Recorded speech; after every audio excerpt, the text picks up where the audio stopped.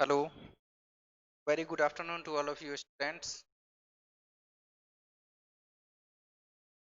Welcome to Teacher Select Academy. मैं हूं आपका टीचर, आपका होस्ट, आपका दोस्त डॉक्टर गुफरान।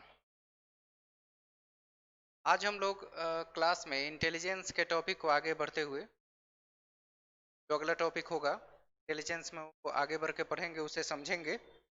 लास्ट क्लास में हमने डिस्कस किया था group factor theory of intelligence और इंटेलिजेंस के कॉन्सेप्ट से रिलेटेड पिछले क्लास में हम लोग चर्चा कर चुके हैं। अगर आप में से कोई पुराने वीडियोस को नहीं देख पाया हो तो प्लीज देखिए ताकि सीक्वेंस को समझा जा सके। इंटेलिजेंस के जैसा कि शुरू से कंसेप्ट लेकर हम चलते आ रहे हैं, एक एक पॉइंट को डिस्कस कर रहे हैं, तो बेहतर होगा कि आप भी उन तथ्यों को ध्यान में रखें और उसे एक एक करके डिस्कस करते चले, साथ साथ बेहतर होगा। तो आज का हमारा टॉपिक है मल्टीपल इंटेलिजेंस थ्योरी। मल्टीपल कहने का मतलब यहाँ बहु यानी अनेक। तो जब हम बहुबुद्धि सिद्धांत के बारे में चर्चा कर रहे होते हैं तो हम उसे मल्टीपल इंटेलिजेंस के नाम से जानते हैं, और मल्टीपल, मल्टी फैक्टर, ऐसे कई नाम आपको मिलेंगे। कंफ्यूजन नहीं क्रिएट करना है। मल्टीपल इंटेलिजेंस थ्योरी, इसे शॉर्ट में MI थ्योरी भी कहा जाता है। MI मल्टीपल इंटेलिजेंस के नाम से जाना जाता है। हिंदी में बहुबुद्धि सिद्धांत कहते हैं। जिन्होंने प्रपोज किया, मतलब जिन्होंने इस सिद्धांत को प्रस्तुत किया, उनका नाम है हॉवर्ड एल गार्डनर, यानी शॉर्ट नाम में हम उन्हें गार्डनर के नाम से जानते हैं। अमेरिका के रहने वाले थे। 1983 में उन्होंने अपने एक बुक का नाम भी बता दें आपको, the frames of mind. Frames of mind में उन्होंने इंटेलिजेंस की चर्चा की। 1983 में उन्होंने एक बुक लिखा, फ्रेम्स ऑफ माइंड। इसी बुक में उन्होंने इंटेलिजेंस के टोटल 7 टाइप्स को बताया था। 8 और 9 नंबर को छोड़कर, ये बाद में जोड़ा गया।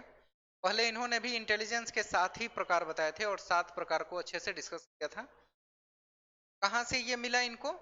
इनके सिद्धांतों की जानकारी हमें कहाँ से मिलती है? तो उनके बुक से। 1983 में उन्होंने बुक लिखा, फ्रेम्स ऑफ माइंड। इसी बुक से हमें जानकारी दी है। फ्रेम्स ऑफ माइंड, क्वेश्चन ऐसे भी आ सकता है कि फ्रेम्स ऑफ माइंड को किसने लिखा? तो आपको ध्यान रखना होगा, गार्डनर ने लिखा। अमेरिका के रहने वाले थे, एक बहुत बड़े साइकोलॉजिस्ट थे। इन्होंने इंटेलिजेंस को जो डिफिनेशन बताया, जो मैं अक्सर रिपीट करता हूं और आपको समझाता हूं, और ऐसे सीटेट में रिलेटेड क्वेश्चन भी आ चुके हैं उससे। Intelligence not a single entity, यहां आप देख सकते हैं, intelligence is not a single entity but a set of abilities. कोई एक खंड नहीं है, इंटेलिजेंस कोई एक टर्म, एक खंड नहीं है, बल्कि योग्यताओं का एक समूह है। यहाँ योग्यताओं का समूह कहने का मतलब एक व्यक्ति में अनेकों योग्यताएं, अनेकों चीजें शामिल होती है, उन सब के सेट को, ग्रुप को इंटेलिजेंस कहते हैं। इन्होंने इंटेलिजेंस के टोटल 9 प्रकार की व्याख्या की, जो कि हम करेंट वे में पढ़ रहे हैं। जब बुक में आया था फ्रेम्स ऑफ माइंड में, उस समय 7 की कल्पना की गई थी। नेचुरलिस्टिक और एग्जिस्टेंशियलिस्टिक की कोई चर्चा नहीं थी। 7 प्रकार के इन्होंने बुद्धि बताए। अब 9 प्रकार है, तो चूंकि हम अब की चर्चा कर रहे हैं जो आजकल एग्जाम में कंडक्ट हो रहे हैं उन सब तथ्यों पर, तो हम 9 प्रकार के इंटेलिजेंस को पढ़ेंगे। पहला आप देख पा रहे हैं, जो लोग हिंदी भाषा वाले लोग हैं या हिंदी में लिखना पसंद करते हैं, कॉपी कलम लेके बैठा कीजिए, आपके लिए बहुत ही आसान होगा। जो तथ्य एक्स्ट्रा बताते चले, हिंदी वगैरह में अगर आपकी समझ हो तो नोट करते चले। लिंग्विस्टिक इंटेलिजेंस, अगर आप चाहें तो इसका एक स्नैपशॉट ले सकते हैं ताकि आपको याद रखने में आसानी हो। थोड़ी देर के लिए मैं 1 सेकंड हट जाता हूं।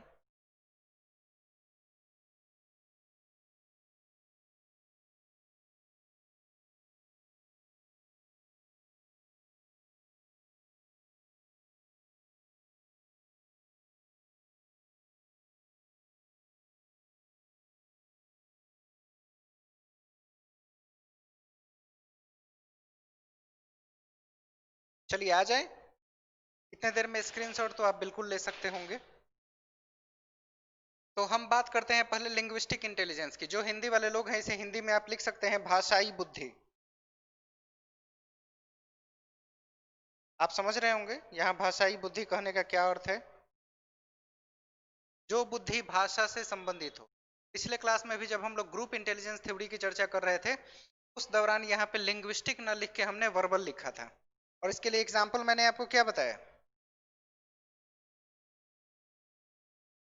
एग्जाम्पल नोट करते चल सकते हैं। के लिए बेस्ट एग्जाम्पल होगा, हम एग्जाम्पल के तौर पे ले सकते हैं यहाँ एंकर। प्रोग्राम जो होस्ट करते हैं वो लोग, होस्ट करने वाले लोग हो सकते हैं, पोएट हो सकते हैं। ये दो तीन एग्जाम्पल साथ साथ करते चलेंगे, हमारे लिए काम आसान हो जाएगा। तो जो लोग भाषा की बुद्धि रखते हैं, यानी बोलने में, बोलने से कहने का मतलब कि किसी प्रोग्राम को होस्ट कर सकते हैं। जो लोग न्यूज एंकर वगैरह होते हैं वो भी शामिल हो जाएंगे, बोलना, डिलीवरी। और जो होस्ट करते हैं किसी भी तरह के प्रोग्राम को, जो पोएट्री वगैरह सुनाते हैं, जो नैरेटर होते हैं, कहानी की व्याख्या करते हैं, वो लोग भी इसमें शामिल हैं। तो ये होते हैं हमारे लिंग्विस्टिक इंटेलिजेंस के एग्जाम्पल। एग्जाम्पल से ज्यादा दूर आपको जाने की जरूरत है, सीटेट में एग्जाम्पल से रिलेटेड क्वेश्चन कंडक्ट किए जाते हैं। सेकेंड आप देख पा रहे हैं mathematical and logical intelligence, Hindi में इसे लिख लेंगे गणितीय एवं तार्किक बुद्धि को योग्यता भी लिखा जा सकता है, कहीं कहीं योग्यता भी लिखा रहता है, तो परेशान होने की। गणितीय एवं तार्किक बुद्धि, इसमें कौन से लोग शामिल होंगे? कल भी हम इस पे चर्चा कर चुके थे। मैंने बताया था कि जो वकील होते हैं, लॉजिक्स वगैरह पे ज्यादा चलते हैं, काम करते हैं, वकील हो गए, जज हो गए, प्रोग्राम में जो लोग डिबेट करते हैं, उनके पास, जिनके पास लॉजिक हो, वो लोग इसमें शामिल हो सकते हैं। और मैथमेटिक्स में आप मैथमेटिशियन का नाम ले सकते हैं, आर्यभट्ट हो गए, रामानुजन हो गए, लैंग्राजे हो गए, इन सब का नाम हम लिख सकते हैं। तो जैसे मैं यहाँ पे एक दो एग्जाम्पल लिख दे रहा हूँ, लैयर हो गए वकील में, और मैथमेटिकल में रामानुजन का नाम लिख सकते हैं। इस तरह से एक आध दो एग्जाम्पल आप लिखते नोट करते चलेंगे। मैं तो कई सारे बता रहा हूँ, बोर्ड पे जगह कम है इसलिए मैं ज्यादा नहीं लिख पा रहा हूँ। लैयर, रामानुजन, जज भी आ सकते हैं, जो डिबेट वगैरह करते हैं वो लोग भी इसमें शामिल हो जाएंगे। तो चलिए, ये काम हो गया, इसको समझ लिए। जिन लोगों में तार्किक और गणितीय बुद्धि होती है, वो लैयर, रामानुजन, ये सब लोग शामिल हो जाते हैं। मैथमेटिशियन होंगे, डॉक्टर भी थोड़े बहुत शामिल हो जाते हैं, जो लोग लॉजिक से समस्याओं का समाधान करते हैं। इसमें ही मैं एग्जांपल समझा रहा हूँ, अभी दूसरे नंबर पे ही है, मैथमेटिकल एंड लॉजिकल की बातें कर रहे हैं।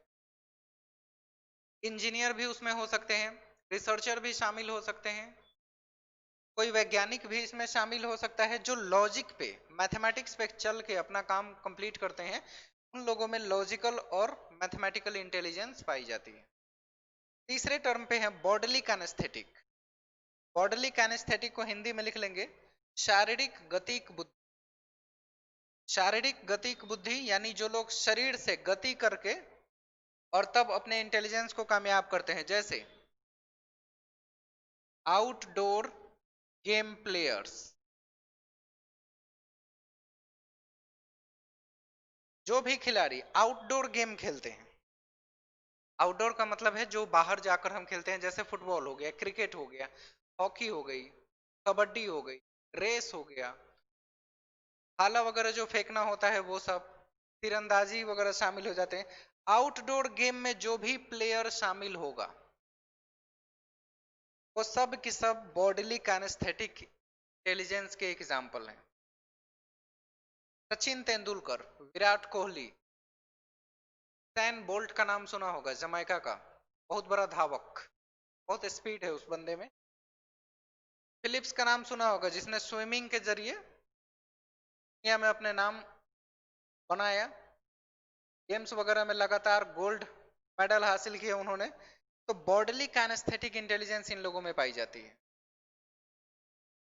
तो जो लोग आउटडोर गेम प्लेयर्स होते हैं, चाहे वो फुटबॉल के खिलाड़ी हो, क्रिकेट के हो, हॉकी के हो, या किसी भी अदर आउटडोर गेम प्लेयर से रिलेटेड कोई भी नाम अगर आपके सामने आए और पूछे उसमें किस प्रकार की इंटेलिजेंस है, तो आप बेशक बिना झिझक के आप चयन कर सकते हैं, में बॉडीली काइनेस्थेटिक इंटेलिजेंस पाए जाते हैं।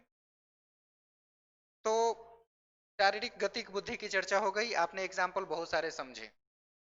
थोड़ा सा इसको माइंड में रखिएगा, अगर एक बार में सब कुछ क्लियर ना हो तो वीडियो को वापस एक बार देख लीजिएगा, क्योंकि अब तो ऑनलाइन का शेड्यूल चल रहा है, क्लासेस रेगुलर मिले ना मिले, लेकिन ऑनलाइन पर वीडियो एक बार सेट हो जाती है तो आप उसे बार बार देख सकते हैं। जब तक आपको क्लियर ना हो जाए, एग्जाम के क्वेश्चन बिल्कुल आपकी समझ में ना आने लगे तब तक।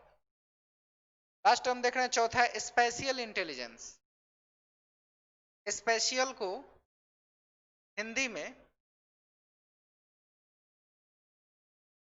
स्थानिक बुद्धि बोल, जो लोग हिंदी वाले हैं वो नोट कर लेंगे। चौथे नंबर पे जो हमने स्पेशियल इंटेलिजेंस को यहाँ देख पा रहे हैं, स्पेशियल इंटेलिजेंस का अर्थ हुआ स्थानिक बुद्धि, यानी जिन लोगों में स्थान विशेष को समझने की क्षमता होती है। स्थान विशेष से मतलब जो लोग पायलट होते हैं, हवा में ही स्थान को, लैटिट्यूड, लॉन्गिट्यूड, इन सब चीजों को समझते हैं, स्थान का निर्धारण वगैरह कर लेते हैं, वो सब किसके एग्जाम्पल होंगे? पायलट स्पेशियल का एग्जाम्पल है। नाविक जो लोग होते हैं, नाव चलाते हैं, दिशाओं को समझते हैं, डायरेक्शन वगैरह को, और अपने नाव को या अपने बोट को सही दिशा में सही स्थान तक पहुंचाने का काम करते हैं, तो ये लोग भी किसमें शामिल होंगे? बेशक स्पेशियल में ही शामिल होंगे। तो इसमें नाव चलाने वाले, ट्रेन चलाने वाले भी काफी हद तक, अगर ट्रेन वालों को सही दिशा वगैरह का पता ना चले तो पता नहीं कहां से कहां पहुंचा देंगे। जैसे आजकल आप लोग पेपर्स में सुन रहे होंगे कि सब जगह स्टेशन न खुलने की वजह से जो यात्रियों को लेकर ट्रेन लॉकडाउन में चल रही थी, वो ट्रेनें आत्मनिर्भर हो चुकी। आत्मनिर्भर होने का मतलब कि जाना है कहीं और पहुंच जा रही थी कहीं और। 2 दिन के सफर को 9 दिन में भी तय कर रहे थे। क्यों? क्योंकि स्पेशियल इंटेलिजेंस की कमी थी, को सही डायरेक्शन नहीं मिल पा रहा था, सही डायरेक्शन की समझ न थी, चूंकि सारा का सारा सिस्टम ही बंद था, का कम्युनिकेशन सिस्टम बंद होने की वजह से प्रॉब्लम हो रही थी। तो वो स्पेशियल इंटेलिजेंस, प्लेन वगैरह में भी ये दिक्कत आ सकती है, नाव वगैरह चलाने में स्थान विशेष यानी किसी प्लेस, स्पेसिफिक प्लेस का चयन करने के लिए, वहां तक पहुंचने के लिए, से समझने के लिए, उसके latitude, longitude, direction, point, space, जो भी चीजें समझना हो, सबको समझने के लिए हमारे पास स्पेशियल इंटेलिजेंस का होना जरूरी है। आपको पता होना चाहिए, एयरफोर्स पायलट बनने के लिए लाइफ में सिर्फ एक बार एक आदमी टेस्ट दे, 1 टेस्ट फॉर लाइफ टाइम, दोबारा कभी मौका नहीं मिलता है। टेस्ट का नाम है PABT, pilot aptitude battery test. Air force के माध्यम से आपको सिर्फ, जब नेशनल डिफेंस एकेडमी वगैरह क्वालिफाई करके जाते हैं NDA, उसमें सिर्फ आपको एक बार ही चांस मिलता है, उसके बाद जिंदगी में कभी नहीं मिलेगा। यानी आप प्रिपेयर होके पायलट नहीं बन सकते। पायलट बनने के लिए आप में कुछ जन्मजात खूबियां होना जरूरी, नेट पावर्स कुछ होना जरूरी है जो उससे संबंधित है। तो स्थान विशेष की समझ हम स्पेशियल से यहाँ कनेक्ट कर सकते हैं, आपको समझ में आ जाएगी। इसमें पायलट वगैरह शामिल हो जाएंगे, नाविक शामिल हो जाएंगे, और जो बड़े बड़े जहाज चलाते हैं वो लोग भी शामिल हो जाएंगे। स्थान का ध्यान रखिएगा बस। तो यहाँ लिख देते हैं हम एग्जाम्पल में, पायलट, सेलर, लोको पायलट भी इसमें लिख सकते हैं। तो ये कुछ एग्जाम्पल है जो आपके लिए जरूरी है, स्पेशियल इंटेलिजेंस वाले लोग शामिल हो जाते हैं। अब आते हैं म्यूजिकल इंटेलिजेंस, को कहते हैं सांगीतिक बुद्धि, तो संगीत से संबंधित हो। संगीत से संबंधित होने वाली बुद्धि में क्या क्या चीजें शामिल होंगे?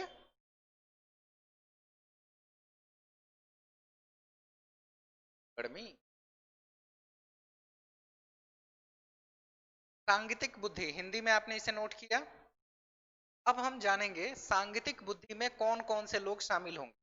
तो जो गाना गाते हैं वो लोग भी सांगीतिक बुद्धि में शामिल होंगे, जो कंपोज करते हैं भी सांगीतिक बुद्धि में शामिल होंगे, और जो बजाते हैं वो भी सांगीतिक शामिल होंगे। AR रहमान, हिमेश रेशमिया, उदित नारायण, अलका याग्निक, सब लोगों के जो नाम सुनते हैं आप, सब म्यूजिकल इंटेलिजेंस वाले लोग में क्या क्या शामिल हो सकता है? संगीतकार या गीतकार, दोनों शामिल हो जाएंगे, गाने वाले भी और बजाने वाले भी। संगीत और गीत इसमें दोनों शामिल कर लेते हैं।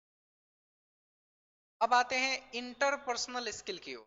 ये दोनों में अक्सर 90% लोग कंफ्यूज कि कब उसको इंट्रा कहेंगे, कब उसको इंटर कहेंगे। स्टूडेंट्स भी यहाँ क्लास में भी अक्सर कंफ्यूज रहते हैं।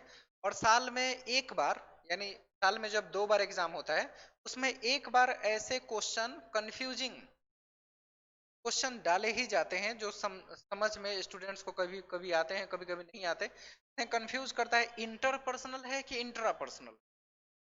आपको एक छोटा सा लॉजिक समझाते हैं। इंट्रा लिखा है, इंट्रा में आकार आ रहा है, तो आप समझेंगे इसे ऐसे रिलेट कर लेंगे, अकेला, अकेला में आकार है, इंट्रा में आकार है। आपके समझने के लिए, जो अकेले से संबंधित हो, सिर्फ एक पर्सन से, अपने आप से संबंधित हो, सेल्फ सेंटर्ड की अगर हम बात करते हैं, तो वो इंट्रा पर्सनल स्किल होता है। जो सेल्फ सेंटर्ड होता है, उसे दुनिया से, जहान से, दोस्त लोग, किसी से कोई खास मतलब नहीं होता। इंट्रोवर्ट टाइप के लोग इंट्रा पर्सनल इंटेलिजेंस रखते हैं। और इंटरपर्सनल में मेरा इंटर मतलब आपसी संबंध अच्छा है, अकेला नहीं हूं। इंटर रिलेशन, सब ऐसा वर्ड सुना होगा आपने। इंटरपर्सनल से मतलब है यहाँ कि आपका संबंध बाकी लोगों से कैसा है, दोस्तों से, समाज से, अन्य लोगों से, सबके साथ आप घुल मिल कर रहते हैं, तो आप में इंटरपर्सनल स्किल में कौन से लोग शामिल होंगे, एग्जाम्पल लिखते ही आपको क्लियर हो जाएगा। Teacher, doctor, leader. देख पा रहे हैं आप लोग? इंटरपर्सनल स्किल में जो अकेले अकेले कुछ नहीं कर पाता, अकेले से उससे कोई मतलब भी नहीं। जब तक कि उससे लोग जुड़े नहीं या वो लोगों से जुड़े नहीं, तब तक उसका कोई काम ही नहीं चलने वाला। सिंपल सा कुछ एग्जाम्पल मैंने लिखा कि जिनका अन्य लोगों से संबंध बेहतर होता है या अन्य लोगों का उस व्यक्ति से संबंध बेहतर होता है, तो हम कहते हैं उनमें इंटरपर्सनल पाई जाती है या इंटरपर्सनल इंटेलिजेंस है। Inter, not intra. Interpersonal intelligence में टीचर, डॉक्टर, लीडर और ऐसे अन्य लोग शामिल हो जाएंगे जिनका लोगों के साथ रिलेशन बहुत अच्छा होता है, सबके साथ मिलजुल कर रहना चाहते हैं, एक सामाजिक प्राणी बने रहना चाहते हैं, तो उनमें इंटरपर्सनल स्किल पाई जाती है। अब आ गए इंट्रा यानी अकेला। अब जब अकेले की बात है तो मैं और मेरी दुनिया, इससे ज्यादा मुझे लोगों से मतलब नहीं है, अपने माँ बाप, भाई बहन, दोस्त, रिश्तेदारी, इन सब से कोई खास मतलब नहीं होता, तो वो लोग इंट्रा पर्सनल इंटेलिजेंस वाले लोग होते हैं। ये तो लाइफ में या तो बहुत ऊपर जाते हैं या बहुत नीचे जाते हैं, में नहीं होते। बहुत नीचे जाने का मतलब कि मेंटल प्रेशर, स्ट्रेस और टेंशन की वजह से कई बार पागल हो जाते हैं, अपना मानसिक संतुलन खो देते हैं। स्थिति वही हो गई सड़क पर, समझ रहे हैं ना, ये सड़क पे ऐसे करना, आप कुछ चीज फेंकते रहना, ये मतलब की चीजों को देखकर बातचीत करना। I hope you are understanding. तो इंट्रापर्सनल स्किल वाले लोग या तो बहुत नीचे चले जाते हैं, किसी काम के नहीं होते, या लाइफ में इतना ऊपर निकल जाते हैं कि आप सोच नहीं सकते। अकेले रहने की वजह से या अकेले सिर्फ अपने से मतलब होने की वजह से कई बार वो लोग किसी काम में, किसी रिसर्च में इतना बिजी हो जाते हैं कि दुनिया को कोई नई चीज दे जाते हैं। बड़े बड़े वैज्ञानिक जिसे देखते ही लोग कहते हैं ये तो पागल है, इसको बोलने की तमीज नहीं, के साथ बातचीत नहीं करता, लोगों के साथ कैसे रहना चाहिए इसको नहीं पता, बिल्कुल नहीं पता, क्योंकि वो इंट्रा पर्सनल इंटेलिजेंस को अपने पास रखता है। वो हमेशा अकेले रहने वालों में से, उसे ग्रुप, समूह लोगों से कोई खास मतलब नहीं होता। आप समझ सकते हैं बड़े बड़े जो अपने काम के एक्सपर्ट होते हैं, जिनको दुनिया से कोई मतलब नहीं होता, सिर्फ अपना काम, अपनी बात, अपनी जानकारी, कौन आया कौन गया इससे कोई मतलब नहीं होता। आपने सुना होगा रतन टाटा का नाम, बिल्कुल सबने सुना होगा, हिंदुस्तान में ये नाम काफी मशहूर है।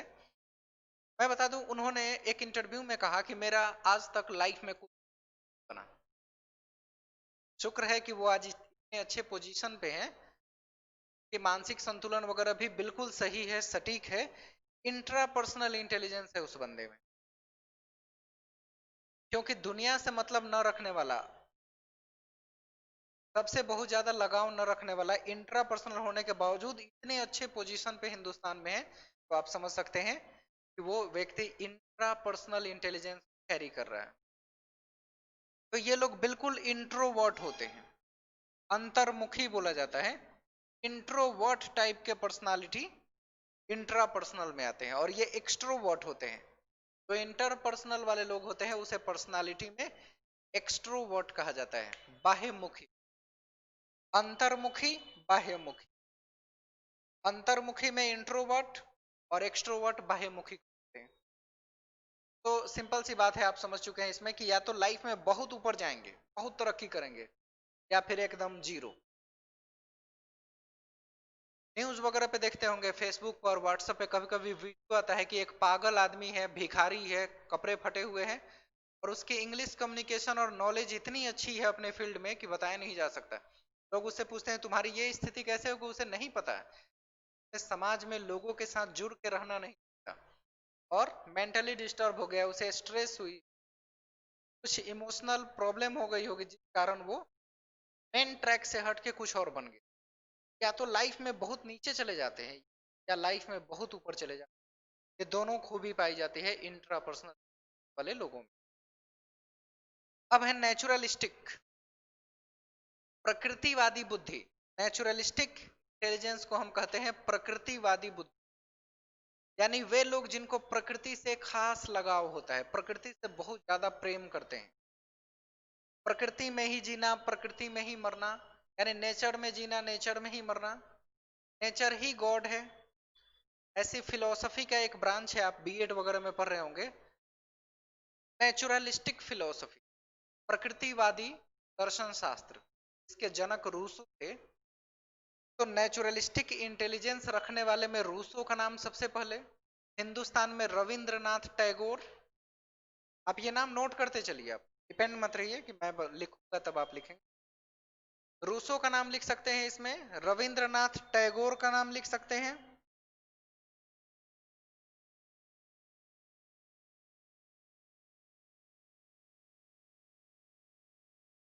और सबसे इंपॉर्टेंट, हिंदुस्तान की 70% से ज्यादा आबादी गांवों में निवास करती है, कृषि पर डिपेंड है।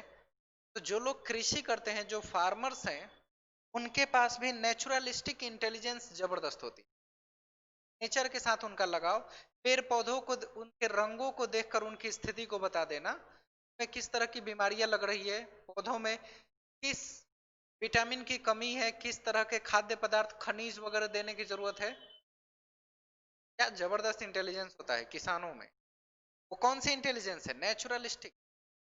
एक साथ एक खेत में दो तीन तरह के फसल को उगा लेना इतना आसान काम तो नहीं है। आप भी समझ रहे होंगे, मैं भी समझ रहा हूँ। में कुछ तो ऐसा इंटेलिजेंस होगा कि पढ़े लिखे न होने के बावजूद भी नेचर से इतना अच्छा उनका लगाव होता है कि उनकी जिंदगी नेचर के बदौलत बहुत अच्छे से गुजर रही है। ये है नेचुरलिस्टिक इंटेलिजेंस वाले लोग। रूसो टैगोर तो खैर पढ़े लिखे लोगों में शामिल हो जाते हैं, लेकिन फार्मर्स जो आप और हम जहां से बिलोंग करते हैं, उन फार्मर्स का नाम इसमें जरूर लिखिए नेचुरलिस्टिक इंटेलिजेंस वाले में, क्योंकि किसान में नेचुरलिस्टिक इंटेलिजेंस बहुत ही।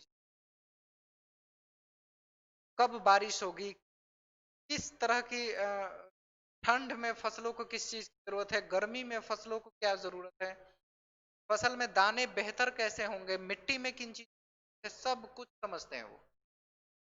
जानवरों के साथ अच्छे से उनका रिलेशन होता है, नेचुरलिस्टिक इंटेलिजेंस वाले लोग।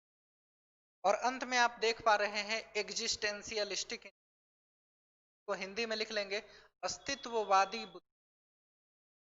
हिंदी में कहेंगे अस्तित्ववादी बुद्धि, अस्तित्व से संबंधित है, यानी कि हमारी वजूद, एग्जिस्टेंस है। यहाँ एग्जिस्टेंस कहने का अर्थ है कि जो चीज हम सामने देख रहे हैं, जिन चीजों को छू सकते हैं, जिन चीजों को महसूस कर सकते हैं, टच कर सकते हैं, फिजिकली मौजूद हो, वो एग्जिस्ट करती है। यानी जिसे हम फिजिकली टच नहीं कर सकते, महसूस नहीं कर सकते, छू नहीं सकते, समझ जाइए वो चीज लाइफ में एग्जिस्ट नहीं करती। तो एग्जिस्टेंस इस तरह की बुद्धि वाले लोग जो चीजें हमें सामने दिखाई दे रही होती है उन्हीं चीजों पर भरोसा करते हैं। जो चीजें हम देख नहीं सकते, जिसे साबित नहीं कर सकते और जिसे छू नहीं सकते, जिसका कोई आकार न हो, चीजों का कोई अस्तित्व नहीं होता, यही इन लोगों का मानना है।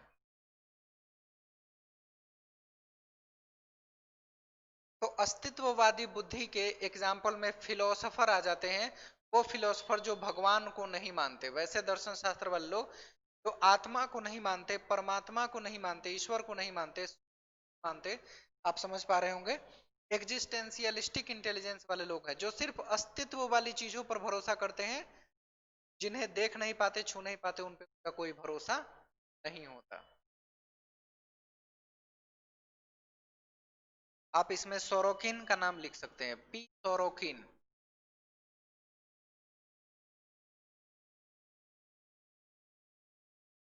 एक फिलोसोफर हैं एग्जिस्टेंशियलिज्म। तो इस तरह से आज आपने समझा और पढ़ा मल्टीपल इंटेलिजेंस थ्योरी को। एक एक टर्म को स्पेशली समझा आपने, उसके एग्जाम्पल को समझा। अब आप क्वेश्चन को देखिए, इंटेलिजेंस से रिलेटेड इस तरह के क्वेश्चन अगर डेट में जब भी आए हों, बहुत ही आसान हो जाएगा आपको सॉल्व करना। अगर आप इस चैनल पे नए हैं तो इसे लाइक कीजिए, सब्सक्राइब कीजिए, और किसी खास वीडियो की अगर आपको आवश्यकता हो, किसी खास टॉपिक की, तो कमेंट बॉक्स में डालिए, शेयर किया जाएगा और वैसे टॉपिक को जल्दी ही प्रोवाइड किया जाएगा। अगर आप चाहें तो इसका एक स्क्रीनशॉट लास्ट ले सकते हैं सब एग्जाम्पल के साथ, के बाद वीडियो ऑफ कीजिए, स्क्रीनशॉट ले लीजिए आप।